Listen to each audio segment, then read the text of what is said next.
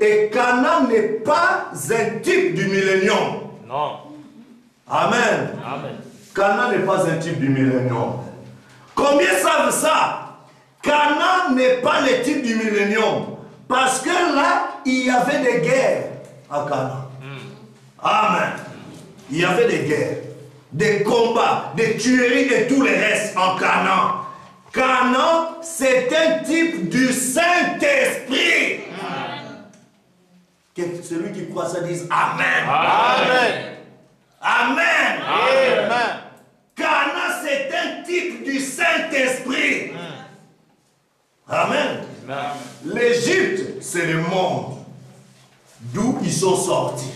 Donc vous étiez dans le monde, vous êtes sortis. Êtes avec moi? Amen. Le désert, c'est l'endroit où ils ont été une église sanctifiée. Quand tu es dans le désert, c'est des tests. Parce que la sanctification, c'est un mot composé qui veut dire séparer et être mis à part. Quand tu sors du monde et que tu commences à venir à Christ, là tu deviens l'église. Mais quand tu deviens l'église, ça ne veut pas dire que tout est déjà bon. Non, tu es seulement dans une étape de transition. Tu dois te séparer, c'est ce qu'on appelle la sanctification.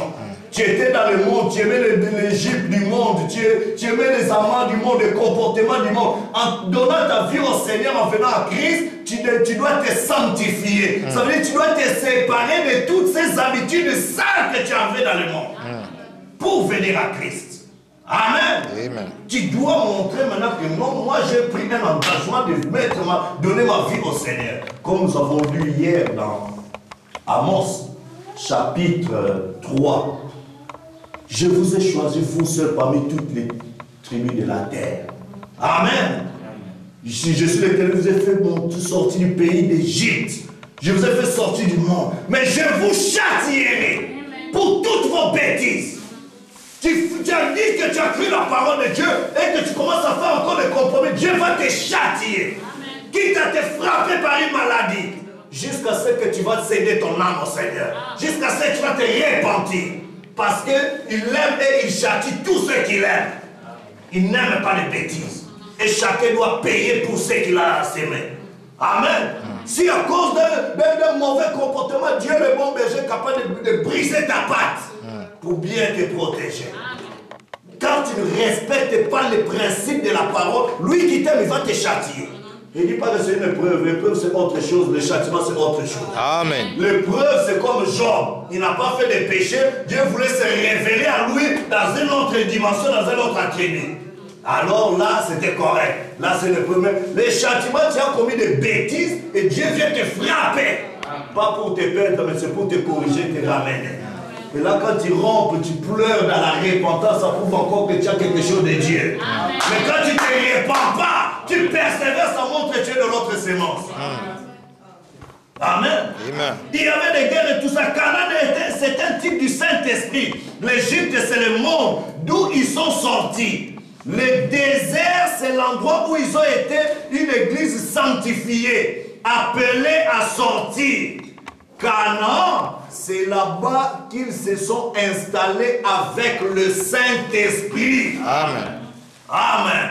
Remarquez qu'ils étaient en Égypte, ils sont allés dans le désert, et avant d'entrer à Canaan, ils devaient traverser le Jourdain. Le Jourdain, c'est la mort en soi-même. Amen. Tu ne peux pas avoir le Saint-Esprit de Dieu dans ton âme sans pour autant mourir en soi-même. Il faut que tu meurs.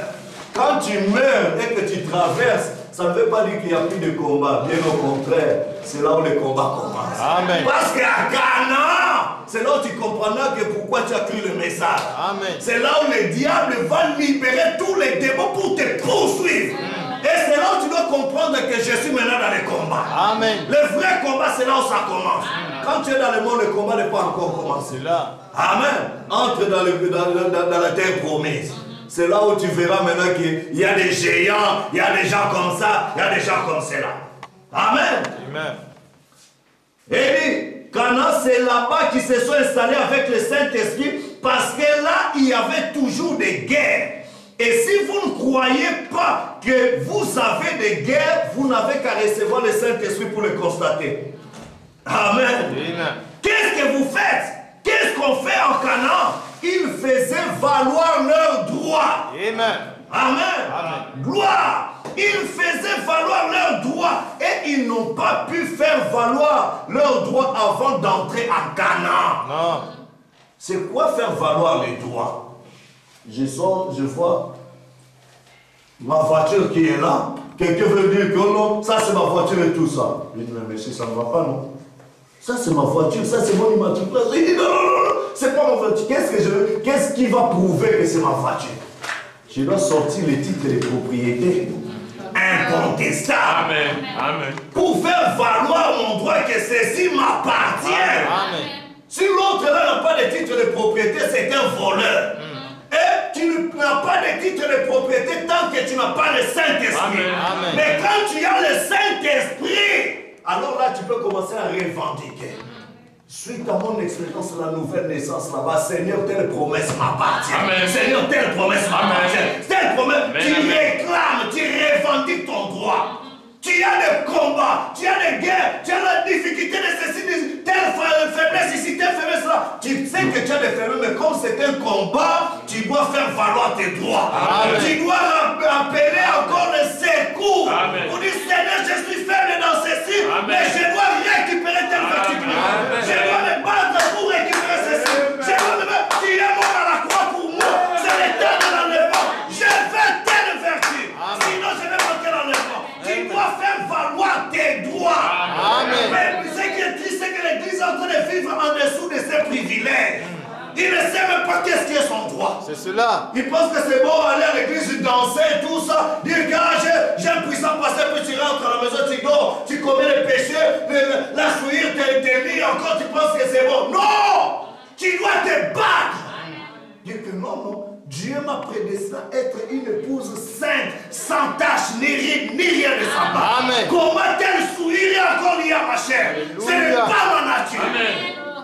Tu sais que celui qui cache ses transgressions ne prospère pas. Mais celui qui les avoue et les délaisse obtient miséricorde. Alors Seigneur, je viens confesser mes péchés. Je viens accuser le diable qui m'a lié dans ceci, m'a lié dans cela, pour que toi tu te manifestes. Amen. Tu dois connaître ta position. Si tu n'as pas de combat, frère, bon, je te conseille, cherche d'abord le Saint-Esprit. Là, tu comprendras si tu combats ou pas. Si tu ne combats pas encore, alors tu n'as pas encore le Saint-Esprit. Amen. Le diable te laisse tranquille. Tout ce que tu fais, le diable ne s'en occupe pas. Ça veut dire que tu es dans son camp. Exactement. Si tu es dans le cas adverse du diable, il ne va pas te laisser tranquille. Il va te combattre. Quelqu'un est venu dire, frère Ballon, tu ne vas pas à l'église catholique. C'est l'église de Dieu, ça existe depuis plus de 1000 ans, ils n'ont pas de problème et tout ça. Frère Ballon dit, oui, c'est normal. Si une église qui ne dérange pas les diables, pourquoi les diables vont s'occuper à les déranger? Amen. Le diable se plaît de cette église, pourquoi il va déranger cette église? Mais sois du côté de Dieu. C'est là où tu verras comment ça se passe. Amen. Ils faisaient valoir leurs droits. Dans le désert, ils ne possédaient rien. Ensuite, une fois entrés en Canaan, alors ils avaient des droits. Et nous avons des droits une fois que vous avez reçu le Saint-Esprit. Vous êtes en Canaan. Vous devez vous battre pour ces choses. Amen. Amen.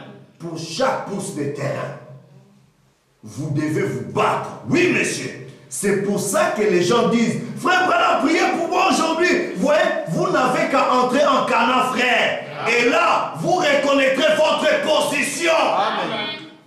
Caleb a 80 ans. Il dit, Josué, tu te souviens, Moïse nous a fait telle promesse. Tu te souviens de telle citation. Là-bas, à Mont Moria, c'est encore ma montagne. Donne-moi ma montagne. Je suis encore plus fort que quand j'avais 40 ans. Je vais aller me battre. Amen. Je ne regarde pas comment mon corps est vieux, mais je regarde la grandeur de la promesse. Amen. Oh, mes frères. Sincèrement, je l'ai prêché à Colorado, c'était compliqué. Les gens ont compris, ils ne devaient pas regarder la taille de l'adversaire qui était devant eux, mais ils devaient regarder la grandeur de Dieu face à cet adversaire. Amen. Et Dieu a fait des choses qu'il voulait recevoir. Amen. Les secours de Michael, l'ange puissant est descendu dans les camps. Quand il pose un pied gauche sur la terre, sur la mer, il vient prendre possession. Et tu es son épouse, tu es la propriété privée de Dieu. Amen. Tu ne dois pas laisser le diable se moquer de toi. Non. Tu vas connaître position, tu vas donner des ordres. Amen. Amen. Amen. Jusqu'à quand clocherez-vous des deux côtés? Oh pasteur, vraiment, je suis tombé là-bas. Oh pasteur, vraiment, tu mens là-bas. Oh pasteur, jusqu'à quand? Toi qui crois ce message, ou bien il n'y a rien dans le message, ou bien qu'il y a quelque chose. C'est ça. C'est ça. Branham ne nous a pas dit de prêcher un Jésus peut-être le même et peut-être. Non, non, il a dit Jésus-Christ est le même hier, aujourd'hui et pour toujours. Amen. Il n'est pas dans des à peu près. Non. Il a toujours été 100%. Frère Branham dit s'il y a une prophétie, ça compte à 99,9%, c'est faux, jeter tout ça. Parce que dans Urim et Thummim, quand les lampes s'allumaient 11 sur 12, on rejetait. Peu importe combien ça a donné l'apparence d'être vrai, mais oublions Satan que ce n'est pas du 100%. Dieu est dans les 100%. Alléluia. Ou c'est la vérité, ou ce n'est pas la vérité. Amen. Ou c'est blanc, ou c'est noir. Le gris, c'est le diable. Est-ce que vous comprenez? Cheval gris, c'est ça le cheval pâle, non? Ah, là, c'est la mort. Donc ne cherche pas à croire le message à moitié. Ou bien à 90%. Non, tu dois croire ça totalement, ou bien tu ne crois rien. Sinon, c'est le diable qui va te séduire gratuitement. Nous disons Amen. Amen. Alors nous devons comprendre où est-ce que nous sommes en train de partir. Frère Branham dit les chrétiens doivent se battre pour conserver sa place. Amen. Frère Branham continue encore. Oh, man. Il dit,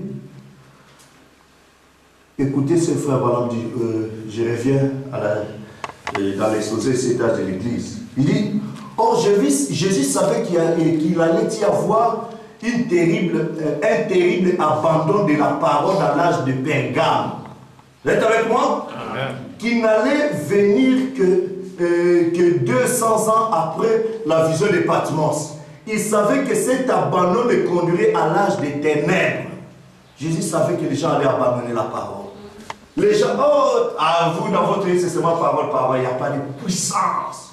Ils ne savent pas qu'à ceux qui l'ont reçu la parole, Dieu a libéré au même moment le pouvoir. Amen. Ne te sens pas, Jésus n'était pas un chercheur de miracles. C'est les miracles qui suivaient Jésus. Amen. Un chrétien n'a pas besoin d'aller chercher des miracles. Non. C'est Dieu qui vit en lui. Il vit les miracles au quotidien. Amen. C'est le miracle qui le suit. Lui garde l'atmosphère. C'est ça. Il continue à garder l'atmosphère. Et dans cette atmosphère-là, c'est ce qui va commencer à créer des choses qu'on appelle miracles ou surnaturels. Amen. Tu vis dans un monde surnaturel quand tu es né de nouveau. Amen. Tu es quelqu'un qui t'associe à des êtres angéliques. Tu es visité par d'autres êtres d'une autre dimension. Tu ne sais pas expliquer, mais c'est ta vie. Pourquoi? Parce que c'est la vie de Christ. Amen. Et un vrai chrétien doit combattre seul. Non pas en groupe. Non. Tu ne dois pas être un chrétien du groupe. Tu dois être un chrétien individuel à faire ton Dieu. Tu ne dois pas avoir la foi du groupe. Quand le groupe ne sera pas là, il n'y aura plus de foi. Non. Mais tu dois avoir l'accès personnel avec Dieu. Amen. Amen. À aucun instant, j'aime bien lire cette citation, l'objectif du message des frères Branham. Dernière citation de l'exposé étage de l'église. À aucun instant, je n'apporte aux gens un message pour le pousser à me suivre ou à se rattacher à mon assemblée. Quel était le nom de l'assemblée, frère Branham? Branham Tabernacle. Ce n'était pas l'objectif des frères Branham. Venez membres de Branham Tabernacle. Ou à fonder un groupe, une organisation. Je n'ai jamais fait cela. Et je ne le ferai pas maintenant. Je n'ai pas d'intérêt pour ces choses. Avoir une grosse église, avoir un grand nom, avoir ceci, ce n'est pas ce qui intéresse frère Branham. Mais frère Branham, qu'est-ce qui t'intéresse le plus? Je n'ai pas d'intérêt pour ces choses. J'ai en revanche un intérêt pour les choses de Dieu et pour les gens. Vous voulez le savoir? Amen. Frère Branham a un intérêt sur vous et moi. Amen. Amen. C'est quoi ces choses? Et je serai satisfait si je peux réaliser une seule chose. Même pas deux, mais une seule chose. Alors c'est très capital cette chose. Cette chose, c'est de voir s'établir une relation spirituelle véritable entre Dieu et les hommes. Quand frère Branham peut nous amener à arriver là, il sera satisfait. Que mon frère qui communie directement avec Dieu. Mon frère qui communie directement avec Dieu. Ma soeur qui communie directement avec Dieu. Une relation spirituelle véritable. Amen. Dans laquelle les hommes deviennent de nouvelles créatures en Christ. Amen. Non pas de nouvelles créatures d'une église quelconque, d'un tabernacle quelconque, même pas du 3e exode tabernacle. Vous comprenez? Mais de nouvelles créatures en Christ, dans laquelle les hommes, il dit, remplis de son esprit et vivant selon sa parole. Ce que dit la parole, j'obéis. Ce que dit la parole, j'obéis. Car l'obéissance totale à la parole donne droit au signe. Et si tu n'as pas de signe, tu ne parles pas. Quand je verrai le sang, je passerai par-dessus. Quand le signe est appliqué, au vu de tout le monde, au su de tout le monde, on sait que tel frère, c'est un croyant de la parole. Il vit la parole et ses principes sont connus. Quand une petite rouquette ou riquette avait tourné autour, il va lui balancer les incitations, la démon va fuir. Vous comprenez? On sait que telle sœur, c'est une croyante de la parole. Quand un petit faux chrétien qui veut tourner autour d'elle, elle lui balance des citations. Frère Branham me dit, pour se marier, il faut comme ça, comme ça, comme ça. Tu viens me voir, tu as déjà vu les pasteurs, ce que tu veux dire, où est-ce que tu veux emmener, et tout ça. Alors la personne, on ne dit pas au pasteur, ça veut dire qu'il y a un petit démon qui est derrière. Amen. Amen. Une relation spirituelle véritable entre Dieu et les hommes, dans laquelle les hommes deviennent de nouvelles créatures en Christ, remplis de son esprit et vivant selon sa parole. Amen. Je vais travailler, mais est-ce que ce travail c'est selon la parole? Je vais aller faire ceci, mais est-ce que ce que je vais faire c'est selon la parole? Donc chaque chose que tu fais dans ta vie, tu veux être sûr que c'est selon la parole. Je vais voyager, est-ce que ce voyage est selon la parole? Oui, je vais aller faire ceci, est-ce que c'est selon la parole? Le business que je fais là, tel que je gagne, est-ce que c'est selon la parole? Dans mon couple là, est-ce que je vis selon la parole? Amen. Dans mon travail, est-ce qu'on me connaît comme quelqu'un qui vit selon la parole? Vivant selon sa parole. Amen. Dans mes études, est-ce que mes études sont selon la parole? Amen. Tout ce que tu fais là, Dieu doit être associé. Mais si tu mets Dieu dehors, c'est quelque chose dans ta vie privée. Tu es dans Laodicée qui a mis Jésus dehors. Amen. Parce que Laodicée n'a pas voulu que Jésus entre. C'est gérer de ses affaires. Quand tu mets Jésus en dehors de quelque chose, sache que tu es dans Laodicée aveugle, nu, pauvre. Mais tu vas t'enrichir dans les choses du monde. Tu vas dire, je suis riche, je me suis enrichi et je n'ai besoin de rien. C'est ce que tu vas dire selon le monde. Mais quand Jésus va regarder, il va dire, tu es pauvre. Tu es aveugle, tu es riche, tu es même malheureux, misérable. Et tu ne le sais pas. Pourquoi? Parce que tu as mis Jésus qui est la parole en dehors de ce que tu es en train de faire. Mais quand tu connais ta position, une femme qui connaît sa position ne cache rien à son mari. Amen. Tout ce qu'il fait, tous les désirs de la femme se tourneront vers son mari. Quand tu sais que Christ est ton mari, mais tous tes besoins, tu dois associer ton mari. Amen. Tous les projets que tu veux faire, il faut que ton mari soit au courant. Parce que c'est lui le chef qui doit prendre des décisions sur ta vie. Tu es chrétien, tu fais des choses même que la parole ne connaît même pas. Ton pasteur ne sait rien de tout ce que tu fais. Non, ça c'est ma vie privée. Les pasteurs, on peut lui dire ce qu'on veut. Le reste, alors ça veut dire que tu n'as rien compris. Est-ce que vous comprenez? Amen.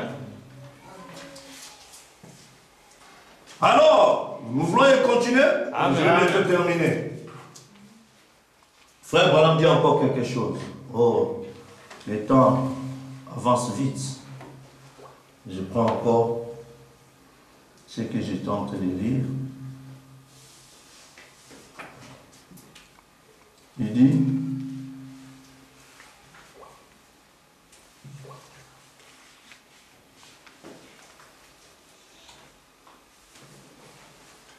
alors, frère, on dit encore quelque chose dans le message.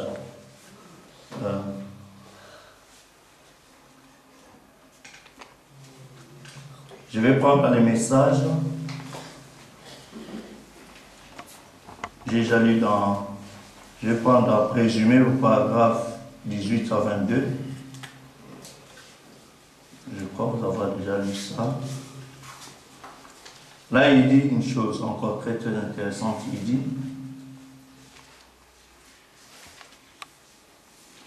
Maintenant, rappelez-vous, il leur avait donné le pays, mais ils devaient se battre pour chaque pouce du pays. Dieu a dit à Josué, tout lieu que foulera la plante de votre pied, je vous le donne. Les plantes des pieds signifient possession. Amen. Amen. Il posa un pied droit sur la mer, l'autre sur la terre. Frère Branham dit, ça veut dire possession. Amen. Tout lieu que foulera la plante de vos pieds, moi l'Éternel, je vous le donne. Amen. Dieu vous a donné le Maroc. Amen. Le savez-vous? Amen. Ne pensez pas que tout sera facile pour vous. Ça sera encore plus compliqué. Mais comme c'est une possession, c'est Dieu qui vous a donné ça. Amen. Amen. Aussi bien naturel que spirituel. Maintenant, vous devez vous battre sur les esprits qui sont au Maroc. C'est ça. Il y a un esprit qui ne va pas vous aider facilement. Amen. Josué a foulé ses pieds là-bas, mais il savait qu'il y avait des géants. Josué ne regardait pas la taille des géants. Avant d'aller, il voulait rencontrer d'abord, il voulait savoir est-ce que l'ange est dans notre camp ou bien il n'est pas dans les camps. Quand tu as croisé cet ange-là, l'ange a dit, je suis de l'armée de l'Éternel. Josué a eu l'assurance. Il a dit, bon, comme je suis de l'ange qui est dans l'armée de l'Éternel et dans les camps, et que j'ai des géants devant moi, je ne regarde plus à la taille des géants. Même si nous paraissons comme des sauterelles face à ces géants, moi je ne regarde plus à mes faiblesses, je ne regarde plus à mes limites, je regarde à celui qui a fait la promesse. Seigneur, tu ne m'as pas envoyé au Maroc pour rien. Tu ne m'as pas envoyé pour venir relier ta parole. Tu m'as envoyé pour être un fils de Dieu. Quand tout foulera la plante de mes pieds. Alors, tu veux que je puisse soutenir ta cause, donne-moi un bon travail. Seigneur, je vais soutenir ta... Tu demandes à Dieu quelque chose, fais-lui une promesse. Amen. Fais des vœux, signe un pacte avec Dieu. Seigneur, je te promets ceci, je te promets cela. La maman de Samuel a fait ça, non? Seigneur, tu me donnes un enfant, je vais consacrer cet enfant à toi. Tu me donnes ceci, je vais le faire. Toi aussi, fais un vœu avec Dieu. Il n'aime pas des insensés. Accomplis ton vœu. Amen. Tu le fais, c'est parce qu'on est souvent égoïste qu'on veut demander à Dieu, qu'on veut arnaquer Dieu. Dieu te donne du travail, tu as oublié même la dîme. Non, c'est pas normal. C'est quelque chose qui ne va pas. Amen. Il faut payer la dîme de l'Éternel. C'est parmi les principes pour que tu reçoives des bénédictions. C'est gratuit. Si c'est un païen qui paye la dîme, Dieu va le bénir. Tu vas te dire, mais comment il n'est même pas frère, mais il est béni comme ça? Oui, parce qu'il a compris, il a respecté un principe. Amen. Et toi aussi, si tu respectes ces principes, Dieu te bénira. Amen. Si Dieu ne te bénit pas, tu peux réclamer. Du Seigneur, comment je paye la dîme et que je ne suis pas béni? Est-ce que l'écriture là s'adresse à moi ou bien ça ne s'applique pas à moi? Si ça ne s'applique pas à moi, pourquoi? Dis-le-moi. Amen. Amen. Nous devons être de ceux qui revendiquent nos bénédictions matérielles, spirituelles et tout le reste. Amen. Il a dit, celui qui vient, moi je vous donnerai des nouveaux frères, des nouvelles sœurs, des nouveaux pères, je vous donnerai des terres dans ce siècle et dans le siècle à venir. Amen. Je n'attends pas d'abord les bénédictions de l'au-delà, je sais que tu me donneras. Mais maintenant là, j'en ai besoin pour soutenir la cause. J'en ai besoin pour aider que ton œuvre aille de la fin. Seigneur, bénis-moi. Si je fais quelque chose qui fait que tu bloques mes bénédictions, peut-être c'est le roi des Perses qui est en train de bloquer tes bénédictions. Il faut lancer encore des prières pour que l'intervention de Michael vienne. Que Michael vienne poursuivre le roi des Perses. Et que ta bénédiction se soit donnée. Et le moment de prière, et le moment de consécration. Quelque chose qui ne va pas, reviens à toi-même. Commence à vérifier qu'est-ce qui ne va pas dans ma vie. Je ne suis pas censé être bloqué par un petit sorcier, par un petit démon. Non! Ce sont mes péchés qui peuvent me bloquer. Alors je vais mettre ma vie en ordre. Au lieu d'être un chrétien peureux. Non! Tu dois ôter la peur. Dieu a dit à Josué, sois courageux. Prends courage. Ne crains pas. Je serai avec toi comme j'ai été avec Moïse. Amen. Ça veut dire quoi? Quand Moïse était en face des défis de l'adversité, des magiciens de Pharaon, c'est pas Moïse qui agit, c'est moi qui agis. Donc toi aussi, même si tu es devant une difficulté, ce n'est pas toi qui vas agir, c'est moi qui vais agir. Amen. S'il a dit je serai avec toi comme j'ai été avec Moïse, Josué était croyant, il me message de Moïse. Notre Moïse, c'est l'homme Malachie 4. Souvenez-vous de la loi de Moïse, mon serviteur. Voici, je vous enverrai Élie, le prophète. Amen. Et toi, comme Josué, tu as cru au message d'Élie, le prophète, le Malachie 4. Dieu dit, je serai avec toi comme j'ai été avec William Branham. Amen. Partout, c'est Alléluia. la même colonne de feu sera. Le message, Dieu suit sa parole pour la confirmer. Amen. Quand tu es derrière la parole, Dieu est avec toi. Amen. Tu laisses Dieu devant, la parole te conduit. Amen. Amen. Et Dieu sera devant toi. Amen. Et l'adversité va fuir. Tu ne vas pas comprendre, mais qu'est-ce qui fait que celui-là ne fait que réussir? Parce que tu médites la parole nuit et jour. Amen. La voix de Dieu vous a envoyé les puces, là, vous devez lire. Prendre le temps d'être. Quand ça ne marche pas, écrivez-moi. On va leur écrire que vos puces là ne fonctionnent pas. Faites ça de mise à jour et tout ça. Si ça marche, méditez, écoutez la voix de Dieu. Amen. Dieu vous bénira. Amen. Nous disons Amen. Amen. Nous ne devons pas être des chrétiens qui sont en train de clocher. Jusqu'à quand? Nous avons lu la 1 Roi 18. Je termine dans les 5 minutes. C'était les enfants d'Israël qui croyaient au message que Dieu avait envoyé. Dieu leur a envoyé les prophètes. Mais qu'est-ce qui s'est passé? Il y a eu un roi Akab qui a épousé une Jézabel, une fille païenne. Elle est venue en Israël. Croyez-vous que Israël est type de l'église? Amen. Elle est venue, une sœur très influente au sein de l'église. Commençait même à diriger le roi, soi-disant le pasteur de l'église. Parce qu'elle était la fille, une princesse, la fille d'un roi païen.